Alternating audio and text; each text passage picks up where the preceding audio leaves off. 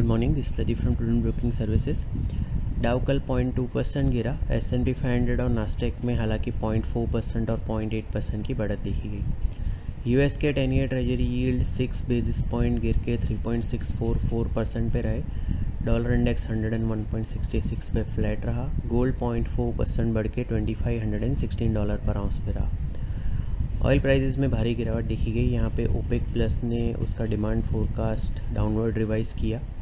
Brent crude futures 3.7% गिर के 69.19 पे। WTI फ्यूचर्स 4.3% गिर के $65.75 पर बैरल पे रहे। यूरोपियन मार्केट्स में 0.2% से लेके 1.1% की गिरावट देखी गई। हमारे मार्केट में दोनों मेन इंडाइसेस 0.4% बढ़े। ये इनका दूसरा लगातार दिन रहा बढ़त का। सेंसेक्स 361 पॉइंट्स बढ़ के 81,921 पे। निफ्टी 104 पॉइंट्स बढ़ के 25,041 पे क्लोज हुआ। निफ्टी के मिड कैप और स्मॉल कैप इंडाइसेस में 1.2% का उछाल देखा गया। निफ्टी के मीडिया और आईटी इंडाइसेस सबसे ज़्यादा 2.7% और 1.7% बढ़े, जबकि फाइनेंशियल सर्विसेज और ऑयल एंड गैस इंडाइसेस सबसे ज़्यादा 0.9% और 0.2% गिरे।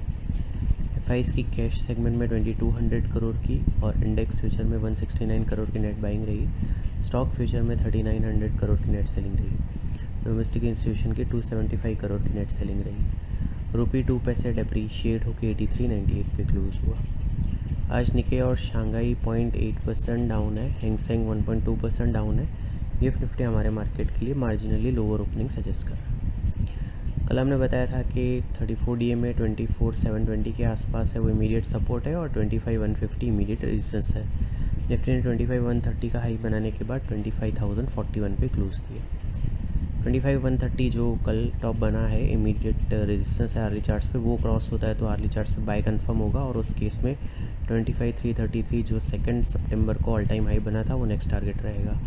On the lower side 34 DMA जो 24,730 के आसपास है, वो इंपॉर्टेंट इमीडिएट सपोर्ट है। सिक्योरिटीज़ मार्केट में इन्वेस्टमेंट बाजार जोखिम के अधीन है। डिटेल डिस्क्लेमर के लिए www.prudentbroking.com/disclaimer.aspeaks को विजिट करें। Thank you.